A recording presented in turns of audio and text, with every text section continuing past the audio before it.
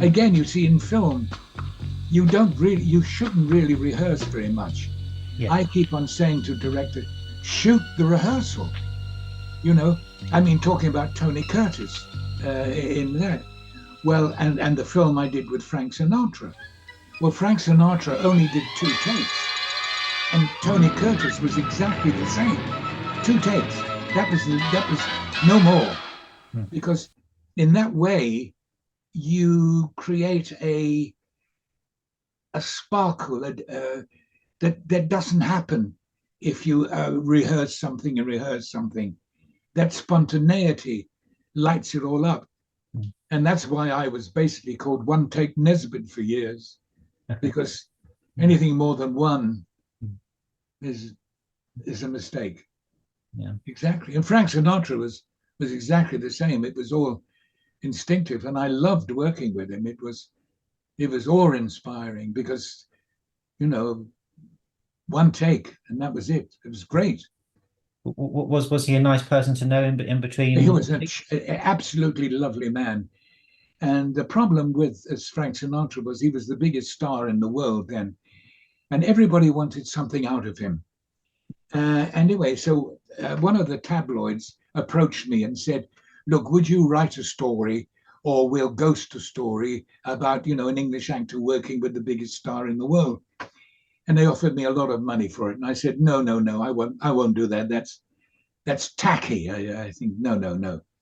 Anyway, he must have heard that this young English actor had turned down a considerable amount of money. And so I didn't want anything. From that moment, he invited me always for lunch. He invited me all the time. And there's a very famous story, if we have a moment, which I'll tell you about. Yeah, please do, yes. We were going to shoot my stuff in Copenhagen. And he said, have you ever been to Copenhagen? I said, no, Mr. Sinatra, I never have. I've been everywhere else. But he said, oh, you'll love it. Lovely people. Anyway, what happens in film, they didn't shoot in Copenhagen.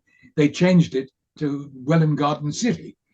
And so he said, looks like you're not going to go to Copenhagen. I said, no. Well, he said, listen, Derren, he said, go to Copenhagen, have a holiday on me for the 10 days, take your wife. I said, oh, that's no. He said, no, I like you. So I took £4,000 with me, because you can't be a schnorrer if, Sinatra's going to be doing. So when I was living in the country at the time, and Heathrow on his private jet.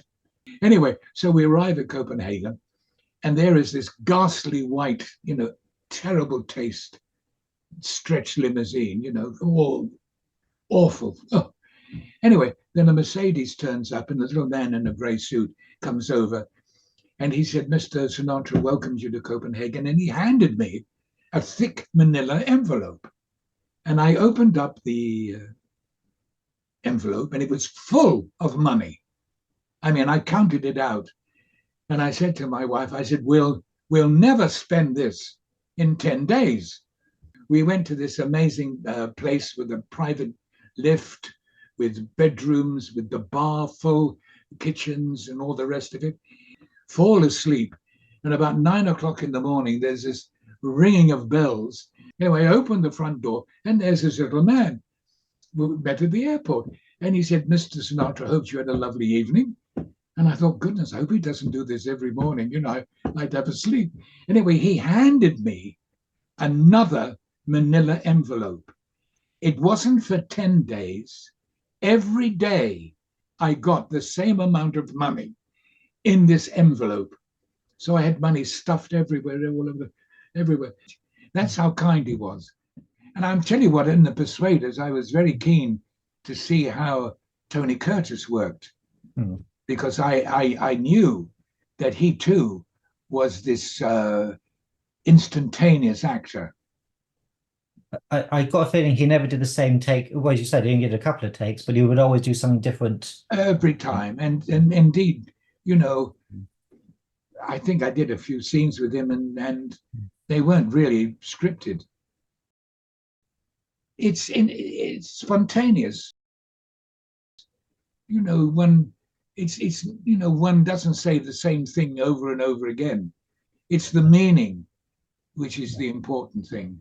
the meaning, not the words, the meaning. Yeah. Oh, of course. And directed by Roy Ward Baker, of course, it did a lot of The Saint and things like that. So do you remember Roy Ward Baker at all?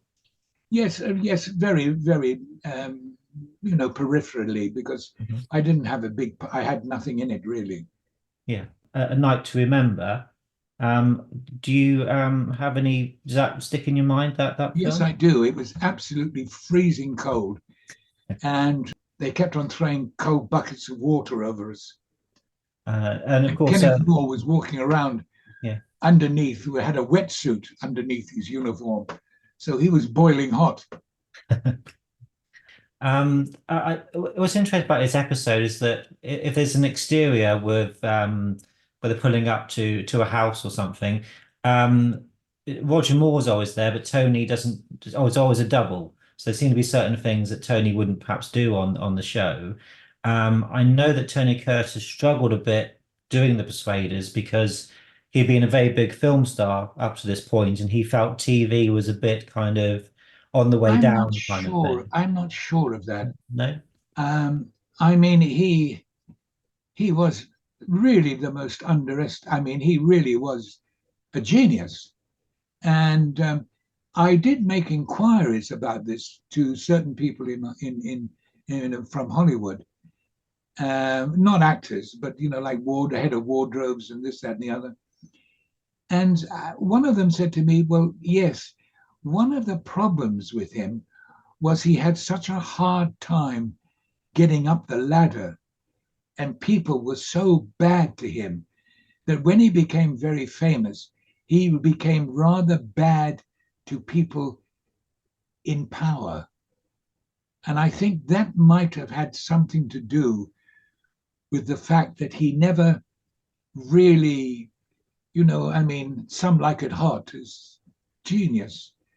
And I think that might be the reason. But I never got any feeling that, he seemed to be full of life and fun.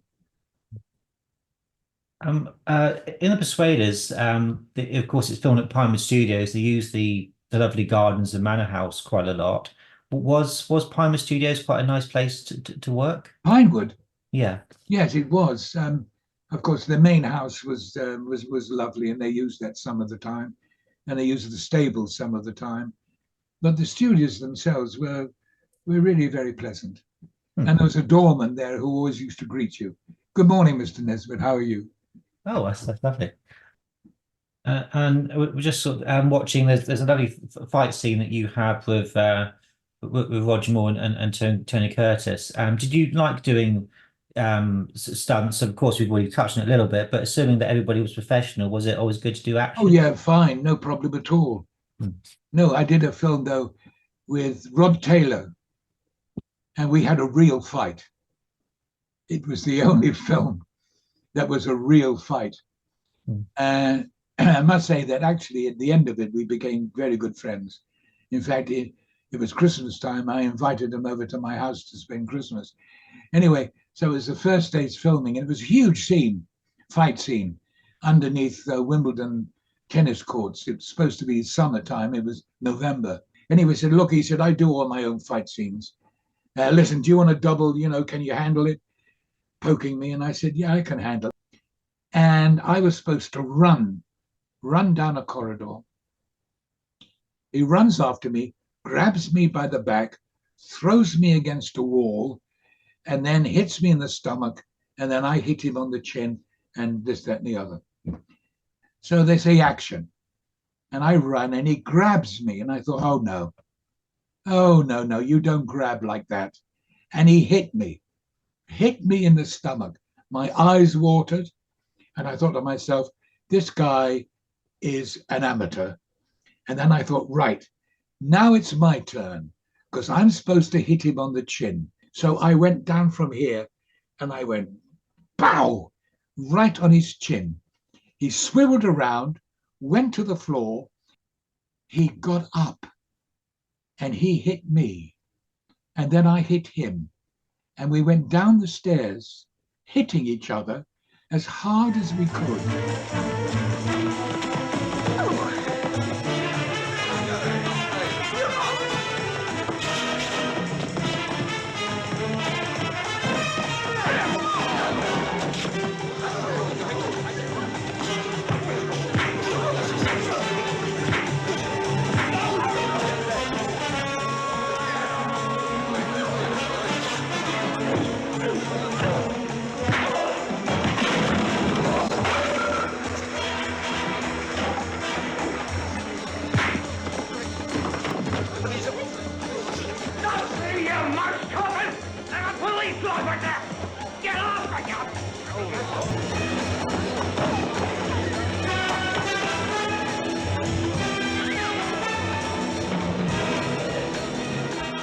And then we were sitting on the floor, bleeding. And he said, Derren. I said, yeah. He said, I'm sorry. He said, I got a cold. I said, it's all right. All right. And the director, I forget his name now, was a very nice little man. He said, oh, yeah, that was very good, very good. I wonder, could we do it again a little bit slower? And Rod Taylor said, oh, fuck off. And after that, actually, we became very good friends. But he was the toughest man I ever knew. Right. And the biggest drinker I ever knew. And I've known a few, like Richard Burton. My God, he could drink anything. When he stayed for me for Christmas, he drank. You wouldn't say to him, would you like a whiskey? You say, would you like a whiskey? You say, yeah, and you give him the bottle. You know, give him the bottle. You could drink anything after anything. Whiskey, gin, whatever. A typical Aussie. Anything he dislikes, he hates. You know something? I once said you didn't have enough heel in you to be a wing commander. You got enough for the entire Air Force. And anything he doesn't understand, he hits.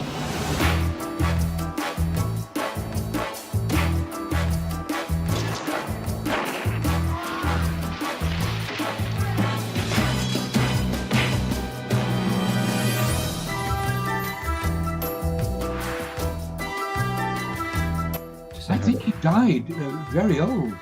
I think had he not drunk, he probably lived to about 150.